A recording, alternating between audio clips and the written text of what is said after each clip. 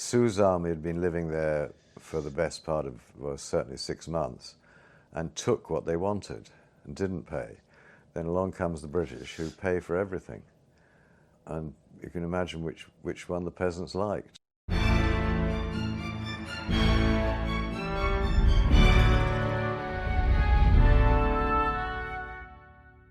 Hello.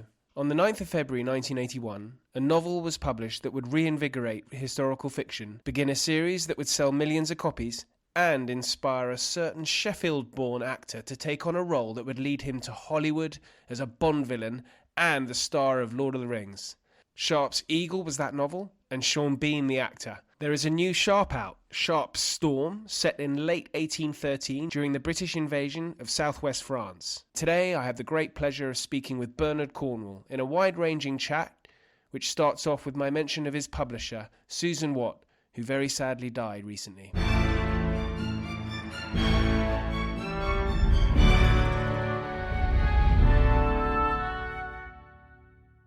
Bernard, it's good to see you. I remember last time I saw you was with actually with Susan. Oh, poor Susan. Yeah. Yes. It was very sad to read about that. It was very sad. Yeah, because you'd worked with her for many... Over 40 years. I mean, she edited my first book and everything since then, except for the last one. Sharpe's Eagle, she right. Yeah. I wanted to speak to you really just because... I mean, it's been a few years since we last met, but it seems as though this story of Sharpe might be coming to an end. It might, or it might not, I'm not sure. Well, I've been looking for a sort of fortnight somewhere throughout the peninsula to try and slot him in. Oh, there's places. Yeah?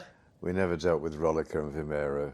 Right. So I could take him all the way back to the beginning. Yeah. Which might be interesting. Yeah. Or even the retreat to Corunna. Well, I love Sharpe's rifles, actually. So it was... As I remember, when I first read it, actually, I wasn't too sure about it, because it's quite dark compared to some of the others, it seemed. And then I reread it a few times, and it just gets better and better each time I read it. Oh, thank you for that. I never dare reread them. Really? Never.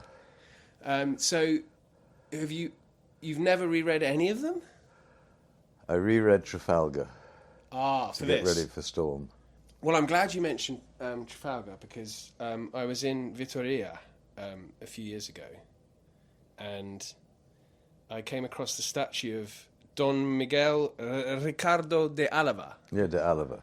Who I believe, along with Sharpe, the only two people to be present at both Waterloo. There was a Scottish doctor present at Trafalgar who was also at Waterloo, and about 1,000 poor Frenchmen, because Villeneuve had 2 battalions of French regular troops put on board his ships to serve as Marines, and both those battalions were at Waterloo. Really? So in fact there were quite a lot of people present at both battles. Oh, I had thought there were that Alava was really the only one. Is this sort of, this has been known for many years then? Yeah, I think so. Right, God.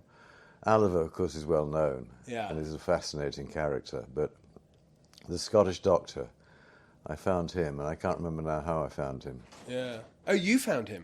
Well, I mean, I found in a memoir, maybe his memoir, I can't remember. To imagine being at such two... But it's a curious fate to be at both battles.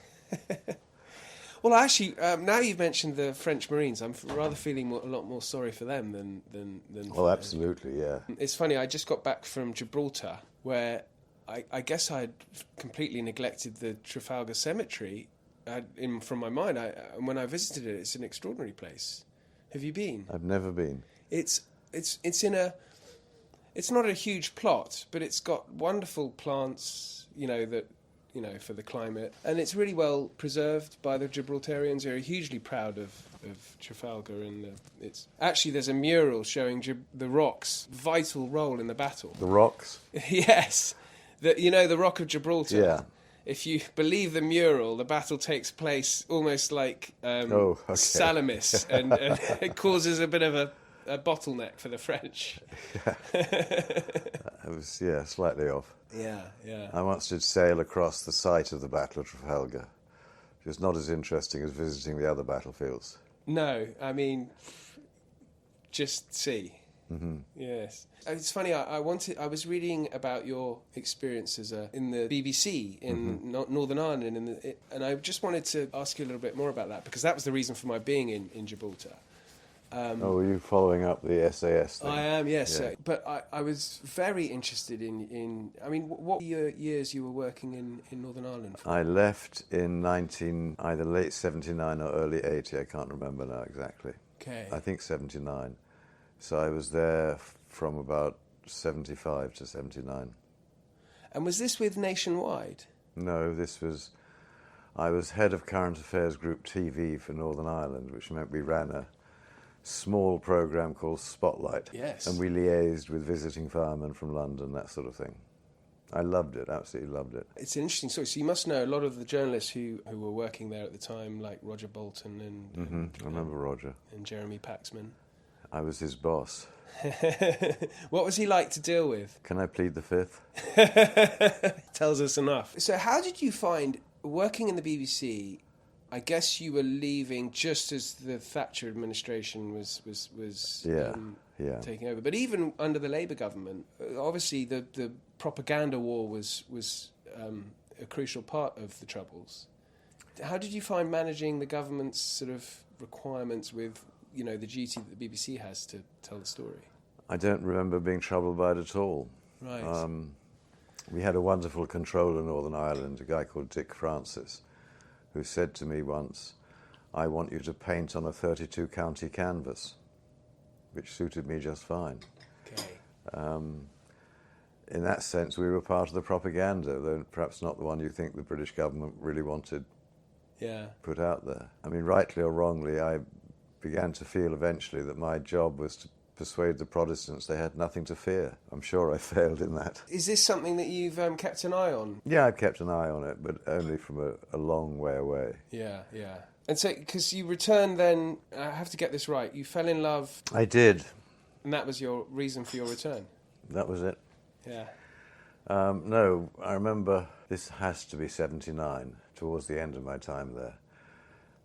There was going to be a white paper on the future of industry in Ulster. And whether we liked it or not, we had to cover this wretched thing. And I'm sure we had a programme prepared, and then suddenly they delayed the publication, so we couldn't do it. And I looked up in the diary, and I saw the Northern Irish Tourist Board, in a fit of stupid optimism, was bringing a group of American travel agents to Ulster as a tourist destination. And I thought, this is fucking insane. And I remember I phoned them up and said, we're going to film this. And they couldn't really stop us because they'd invited us by sending us the details. And I can remember his name, and he said to me, "You'll not get a film out of this." He says, "They're Americans, they can't put two words together." I said, "Damn." And he was actually strangely convincing. And Gavin Esler was going to be the reporter on that, so I asked the tourist board fellow, "Well, when do they arrive?" He says, "Well, they're going to be in Edinburgh on Thursday, and they'll be flying over the next day." I said, "Well, we'll go to Edinburgh and meet them." I said, "If I can find two of them who can rub two words together, we're on." So Gavin and I flew to Edinburgh, went to the King James V Hotel, and these poor Americans were gathering in the lobby to go out to dinner. And the lift doors opened, and a blonde walked out. And I said to Gavin, "I'm going to marry that one." It took me 18 months because she was already married, but we're still married 45 years later. Amazing. And that was the doom of Northern Ireland for me. Yeah. But I think I've read somewhere that you really enjoyed the job in Northern Ireland, so you didn't necessarily want to leave it, did you? I didn't want to leave it. It's a beautiful country. It is gorgeous, and the people are wonderful. And what had happened was that I was on Nationwide, and I then did a short spell on the Tonight programme.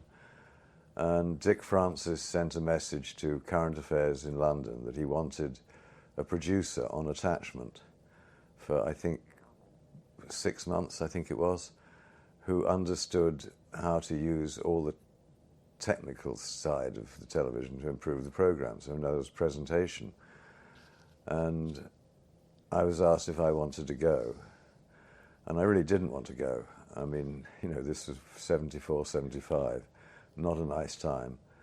And I remember getting my boss to sign a document in his own blood saying that I would be back in 6 months with seniority exactly as if I'd stayed.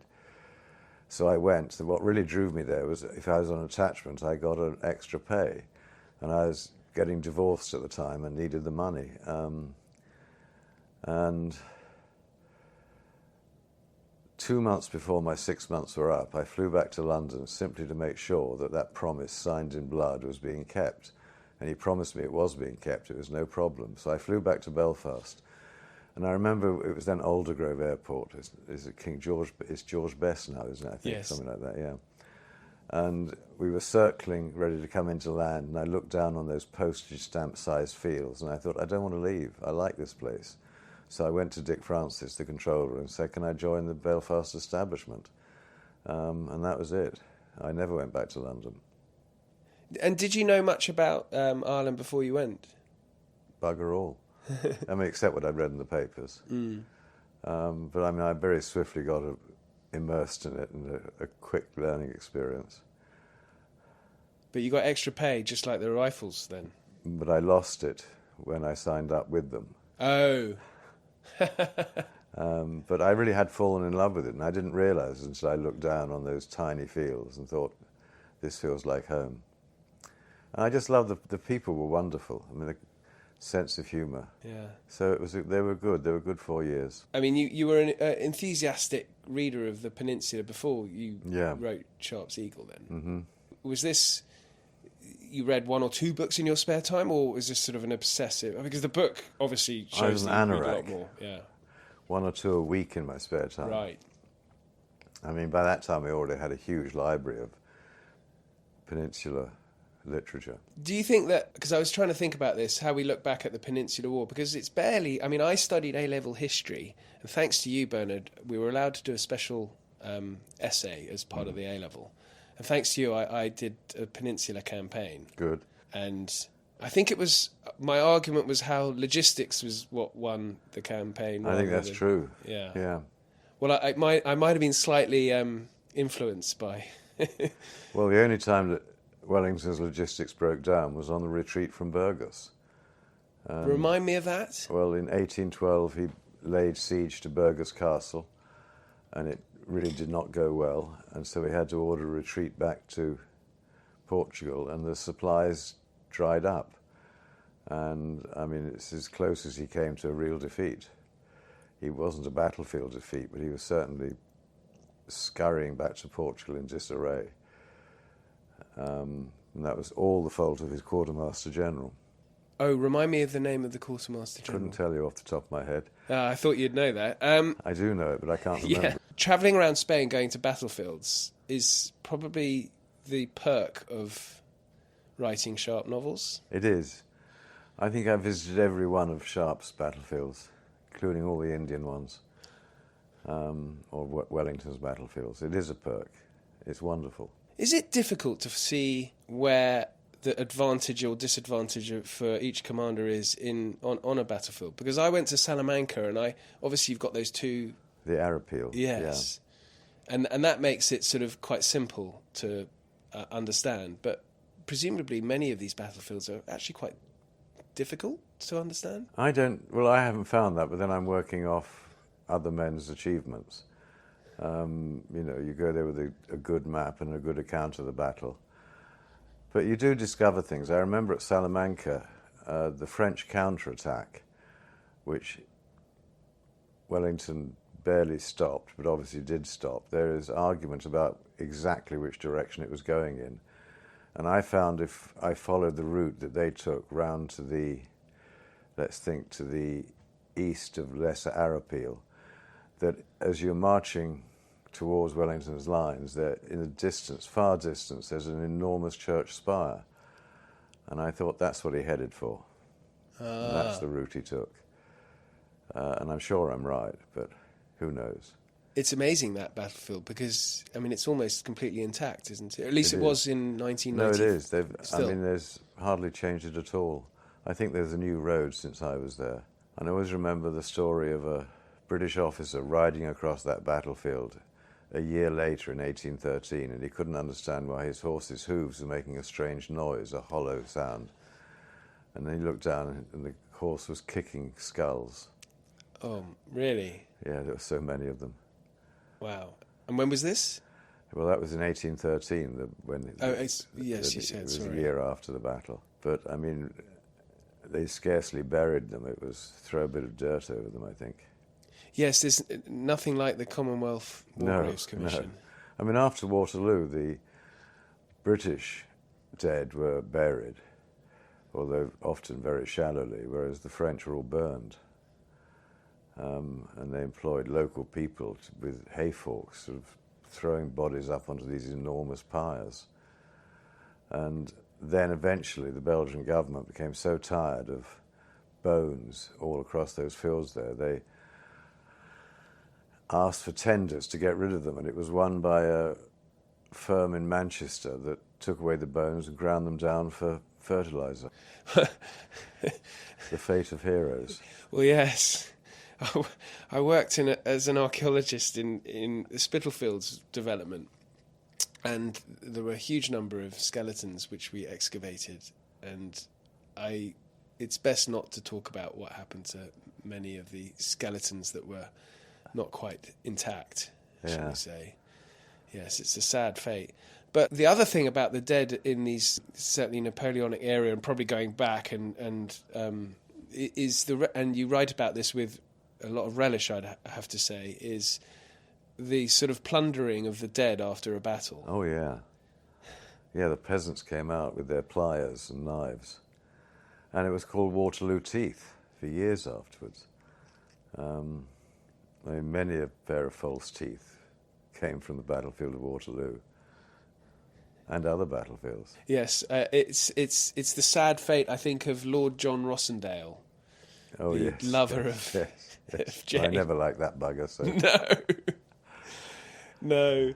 Well, Jane, of course, makes a reappearance, and a brief one, yeah. Yes, the marriage is going sour pretty quickly, isn't it? Yes, I think it hasn't gone totally south, but he knows it's on the way.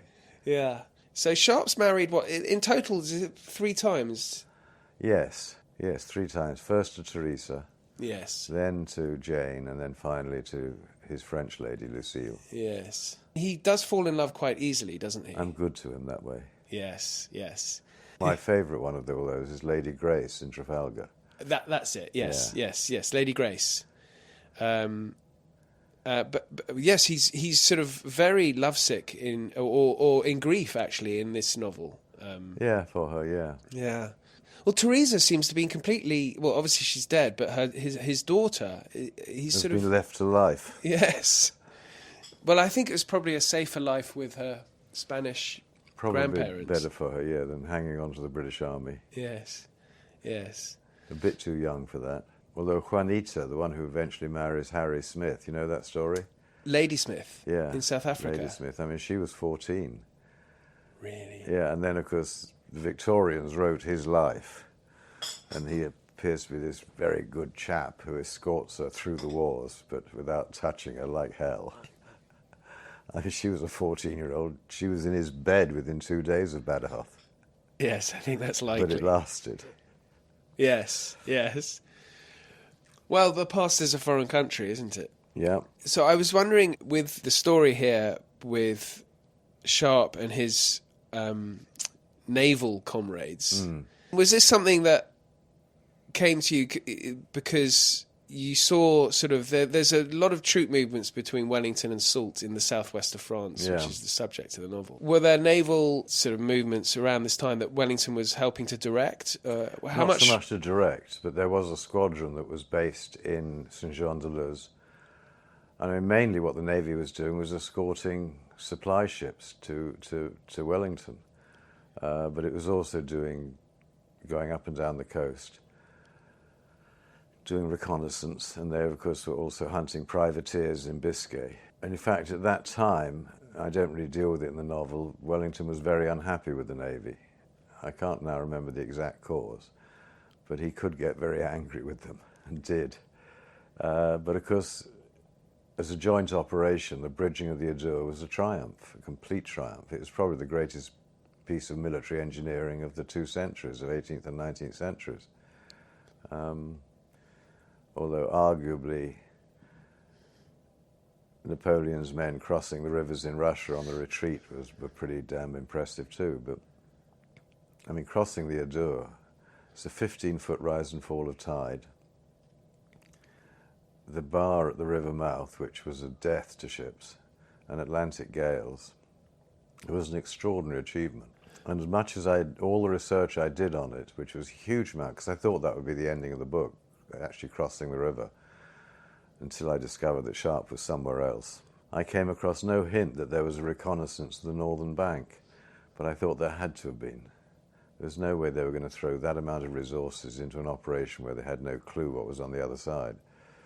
So I decided to make it up. Well, it makes sense. It worked for me anyway. Yeah. It's interesting, Wellington and the relationship with the Royal Navy, because of course he meets Horatio Nelson just before Trafalgar, doesn't he, briefly? Sharpe does, yes. Wellington, but Sharpe... Oh, Wellington and Nelson met once in the Horse Guards for about 15 minutes.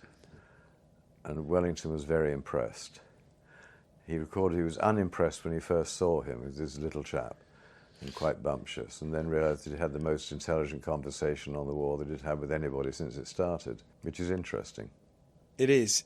It's the most incredible, I think, meeting. It's difficult to think in these islands, I suppose. But how lucky we were to have those two at just the right time. Yeah, absolutely. Yeah, Wellington's such an extraordinary figure. He really is. I agree. He's ridiculously grumpy. Yes, I think he was. I mean, he once said, "I have no small talk." He wasn't easy. He felt a kinship with his aristocratic age, like Lord Hay. He was fine with them. But anybody else, he was very awkward with. Well, he was so yeah, I'd like to drill into that, because he's sort of disdainful of his men, but respects their fighting ability. Oh, Lord, yes. I mean, he pays them compliment after compliment. My favourite was in a letter to Lord Bathurst, who was the Minister for War, and he says, "I lead the finest, bravest troops in the world." And this is the man who, a year later, will call them the scum of the earth. But I think they'd be quite pleased with that description. Yeah, they would definitely. I've often thought that the Peninsular Army was lager louts who were put under discipline and became immensely proud of what they could do. I mean, they had huge confidence in themselves, those troops. And contrary to sort of general opinion, is they were very fond of their officers. Always remember at Quatre Bras when the French killed Macquarie, I can't remember which Scottish battalion he led, and it absolutely enraged his men who thought that they'd cheated by killing him. And they went into battle shouting his name and took revenge, which you don't want Scots taking revenge on you. You really do not. No, definitely not.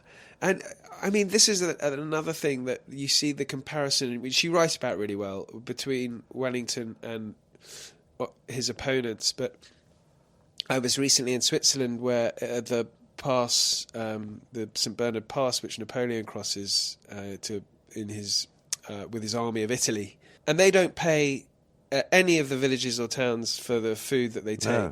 And there's a letter in one of the villages on the way up to the St. Bernard Pass from the local mayor at the time, sort of bombarding the government in Paris over many years, demanding, and I think each mayor takes this burden on over the decades, until eventually I think it was de Gaulle who grudgingly accepts as sort of a debt, but I believe it's still not been paid.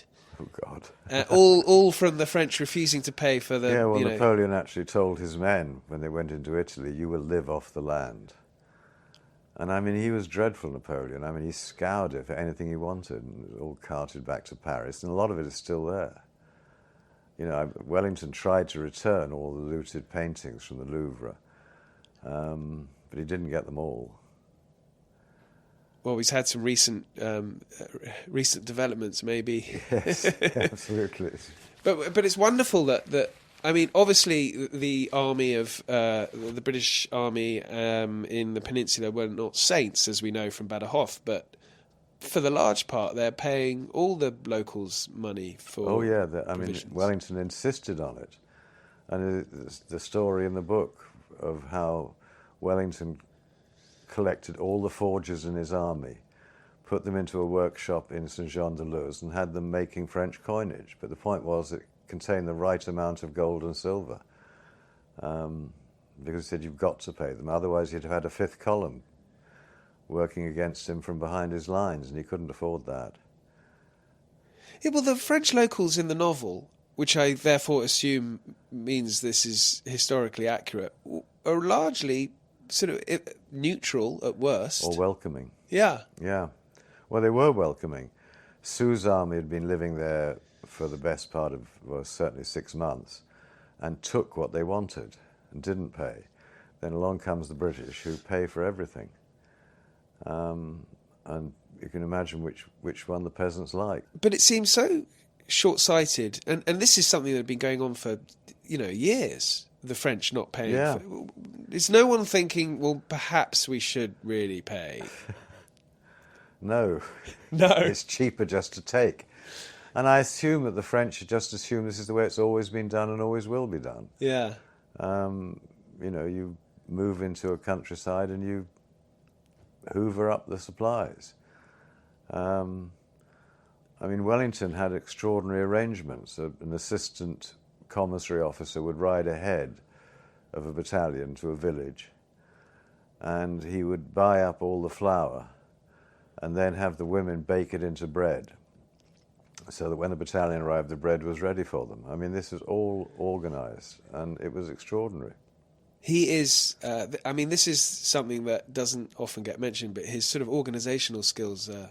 They're absolutely my favourite Wellington story, and I don't know whether it's urban legend or true, except it rings true. But when he marched through the Galician mountains on his way to Vitoria, he'd sent officers ahead to make arrangements with all the big local landowners to have so much food ready and waiting for him. And he gets to some place and sends one of these officers off to say to the landowner he'd negotiated with, okay, now's the time to cough up. And the aide comes back and says he won't do it. And Wellington says, well, why ever not? And he says, well, he insisted I bow to him. And I told him I was an English gentleman and did not bow to him. And Wellington said, oh, we'll see about that. Got on his horse, trotted off, came back a couple of hours later and said, the food's ready. And he said, what did you do, my lord? He said, oh, I bobbed down.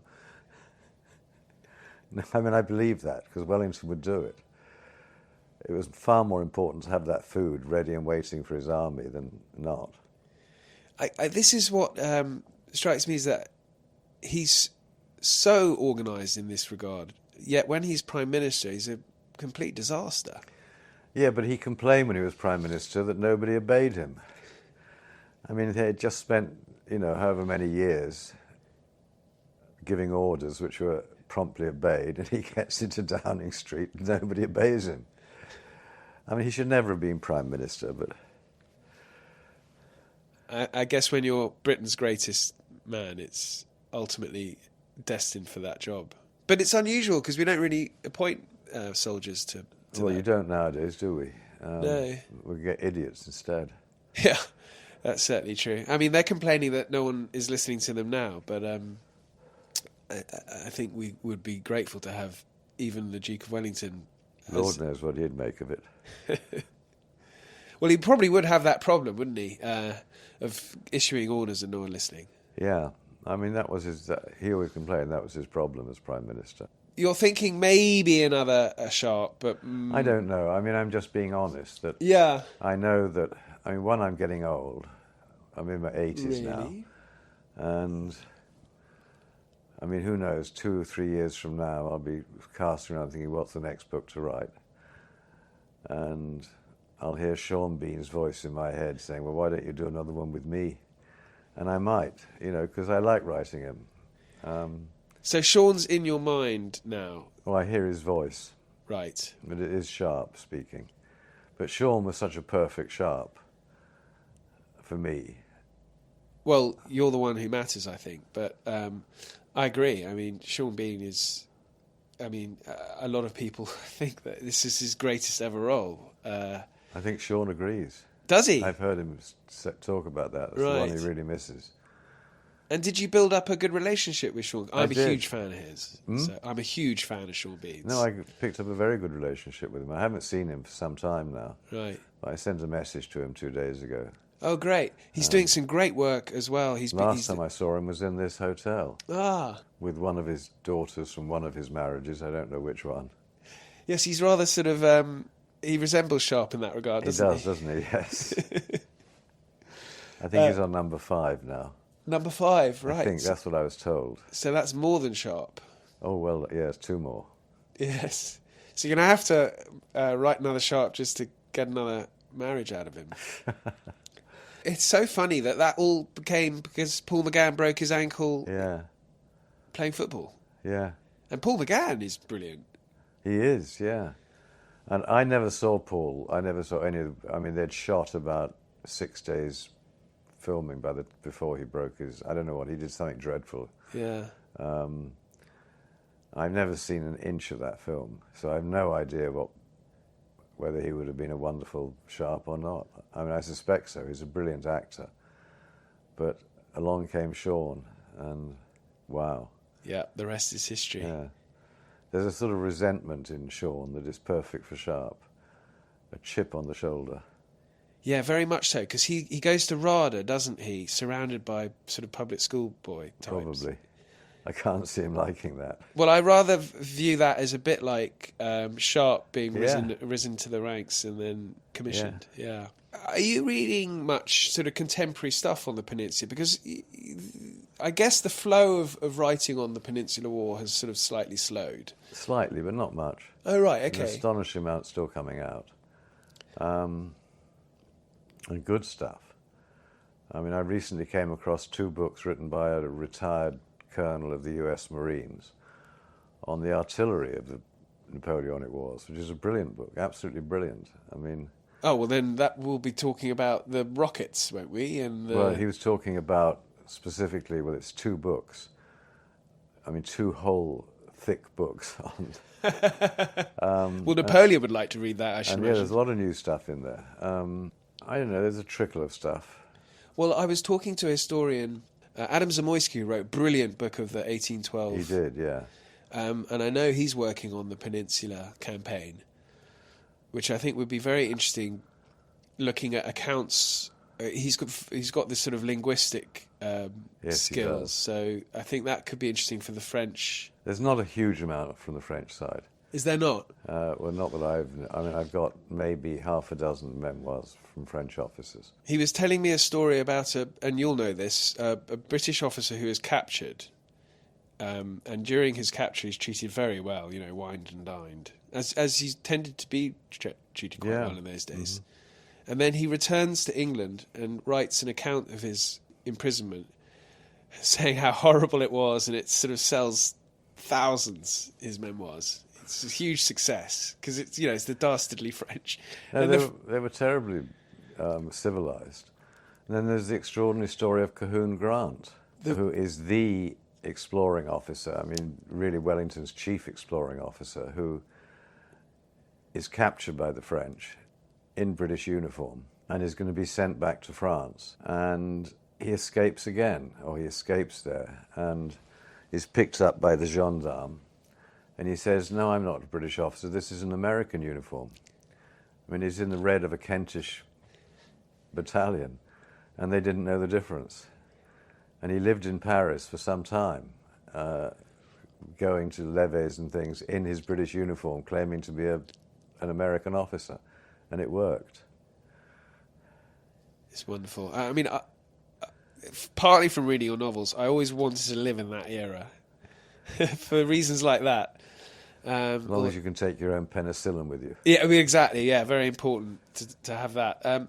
You wrote a non-fiction book on Waterloo. Yeah. How did you find writing non-fiction compared to... I enjoyed it more than I thought I would. It was interesting because, I think 95% of writing a novel is finding out what the story is. And I mean, that is 95% of the work, actually getting the story right. Writing a non-fiction book, the story is presented to you on a plate, and it's a hell of a good story. So then the problem became trying to get the facts right. And I had a very disturbing moment because the publisher asked me to read the final chapter of the book on their Audible book. So I rented a sound studio in Cape Cod, went in there thinking, okay, this will be a pretty easy job, just read the thing, I can do it in a day. And I got about 4 pages in, and I thought, fuck, that's not right, that's a mistake. How did that get past me? So I corrected it, and then realized I was going to have to do the correction sort of cascading on through the chapter. It was horrible. And I guess that mistake is still in the printed version, I don't know. Oh, I'll have to check when I get back, actually. Could be. But I mean, it's a huge achievement just to write. This is. Well, Waterloo had always fascinated me, and I'd visited the field probably a dozen times, if not more. And I'll be really honest with you, that was 2015, it was the 200th anniversary, and it occurred to me that since David Howarth's book, A Near Run Thing, which was, I think, a brilliant book, but it was a popular history of Waterloo, which was published, I think, back in the 60s. I can't remember now. I thought there's been nothing pitched at that level, a really accessible account. But I didn't realize just how big a job it was going to be. I mean, I finished up with a table the length of that sofa, covered in books, all of them open or with post-it notes in it or scribbled notes. I mean, just trying to go through and find it all. But I did enjoy it. And I was very pleased with the book when it was done, apart from the mistake. Because I thought I'll write it with a novelist sensibility. Pacing it like you'd pace a novel. And for me, the touchstone of success is someone who gets to the end of chapter 3 at night, reading before they go to sleep, and think, bugger, I have to find out what happens, and turns the page and keeps going. And a lot of people told me that about Waterloo, that it had that effect on them. And last year I was talking to Eric Larson, who I think is a brilliant writer, and he said his aim was to write all his books with the sensibility of a novel, to keep you turning the pages. But I'm not sure I'd ever do another non-fiction. That thing you mentioned about, presumably every non-fiction book has mistakes in it. I wonder if novelists are a little bit more self-conscious about that because, being more writers making things up. Yeah. Okay, and I know that's a term that would enrage many novel writers. No, historical it's what we do. fiction. It's the job. The job is to make things up. Yeah. But you have to make them up against a totally authentic background. And if you get that authentic background wrong... And I remember once opening a book, and it was set in the Second World War, and on page 1 of this book, there's a lighthouse flashing its beacon. And I just put the book down and never looked at it again, because the authentic background has been destroyed. And you think, okay, if I can't trust you on that... And Robert Ludlum thinks fire hydrants in London streets are like the fire hydrants in New York. Okay, well, that's just annoying. Oh, I'm sure there are endless mistakes. Yeah. I mean, and usually there's a helpful reader to tell you about them. Have you had correspondence from readers highlighting what they view as mistakes in your historical fiction? Yeah. And are they often wrong or sometimes right? I often don't know. You don't read them? But I mean, when I wrote the Arthurian books, in one chapter I mentioned snowdrops, and sure enough a letter arrived saying, "You fool, everyone knows there were no snowdrops in 6th century Britain." I don't know. I mean, maybe they're right, maybe they're wrong, but I wouldn't do it again, just in case he writes again. Well, it's the tone of the books, of the letters that is... And then this amused me, and still does. I've kept a thick file, and it is a thick file of letters from people saying, "Dear Mr. Cornwell, I just read your book, The Winter King, and you've got it wrong. I was Guinevere in a previous existence." Well, and I can assure you that... Yeah, I know, it's really weird. And I think I had 17 who were Guinevere. And dozens of others who were other characters. And one poor man who nagged me mercilessly by letter that I should go to some mountain where he'd meet me in Wales, and I would sleep with him in a cave, and the ghost of Arthur would appear. And I didn't do it. So the tone, are many of them quite rude then? Yes. I don't understand. They're really offended that you put snowdrops into 6th century England. But then T.H. White put potatoes into that century, so, you know. Really? Yeah. And, you know, I mean, in Antony and Cleopatra, Cleopatra goes off to play billiards. Does it? Well, yeah, I was talking to an author who mentioned, I forget the author's name, might have been Simon's, I can't remember who it was. And someone had complained about cherries, I think, Okay. in Rome. And so he, in his next story, he had a scene in a Roman tavern where someone said, the shipment of cherries has just arrived in the dock. From the Crimea. Yes. Yeah. Yeah. And I mean, sometimes I correct them in weird ways. We bought a cottage on the harbour of the town we live, overlooking the harbour, and it came with this quarterboard over the garage, you know, which is supposed to be a nameplate off the stern of a ship. And it was HMS Thornside. And I thought it was weird that it was an HMS, and I was quite sure no such ship existed, but there it was, and I've kept it ever since. And I was working in the front garden one day, and this elderly gentleman stopped and said, "Is this your house?" And I said, "Yes." He said, "HMS Thornside," he said. "I teach at whatever university it was," he said, "and I think I'm the world's greatest expert outside of Britain on the Royal Navy. And I don't think there ever was a ship called the Thornside. So in Sharpe's Storm and in another Sharpe, I invent a ship called HMS Thornside, which justifies my quarterboard." In fact, I know it wasn't. I mean, it was. I don't know why it's HMS. It was the guy who built the cottage. It's right next door to the sailing club, and he reckoned they were a thorn in his side. So he put up this sign. Brilliant. Well, the Americans, and you have written about the American Revolution, Redcoat. Mm-hmm. I love that one, actually. And the fort. Oh, The Fort, of course, yes. I keep on meaning to read that. I haven't got round to that. I must read that. I like that book. All started from this room. Up in that shelf somewhere, there's a Gazetteer of America. I think it's dated 1888, something like that. And it lists every town in the United States that has a post office. And I'd looked up my town out of interest. And then I don't know what made me do it. I'd heard there was a couple of Waterloos. And sure enough, there's a whole list of Waterloos. And obviously Washington. And for some strange reason, I decided to look up Revere. Now, there's a Revere in Massachusetts and a Revere Beach in Massachusetts. And he is the third most famous hero of the Revolution. I mean, it's Washington first, that wretched Frenchman second. Oh, yes. And then Revere. And to my astonishment, in this Gazetteer, there's not one town in the whole United States called Revere. And I thought, this is incredible. So when I got home, I looked up Revere to find out that he was court-martialed by his own side for cowardice and incompetence.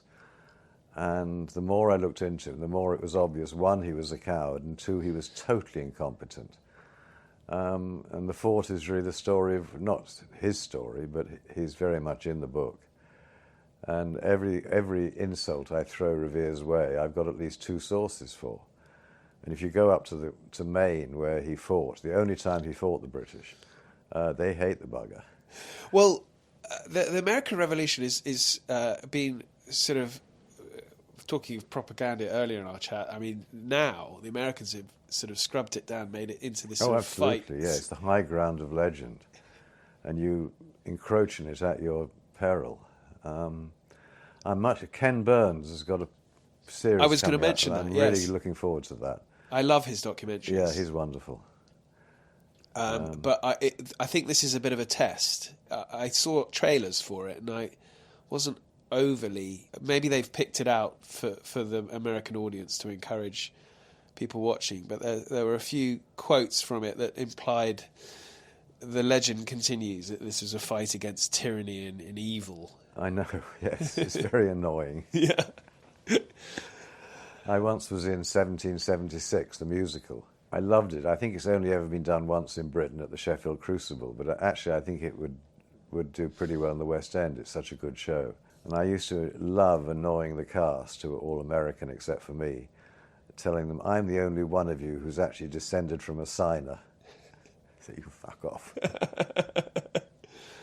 Well, Bernard, look, this has been fantastic. Thanks so much for your time. I know it's precious, so... No, it's a great pleasure seeing you again, Ollie. Thank you. Well, listeners, you must get the book. Links are in the show notes. Absolutely. Thanks so much for listening. Links are in the show notes. Please share with friends and family, and if you want to get in touch, you can, through X or email history@aspectsofhistory.com. But until then, thank you, and good night.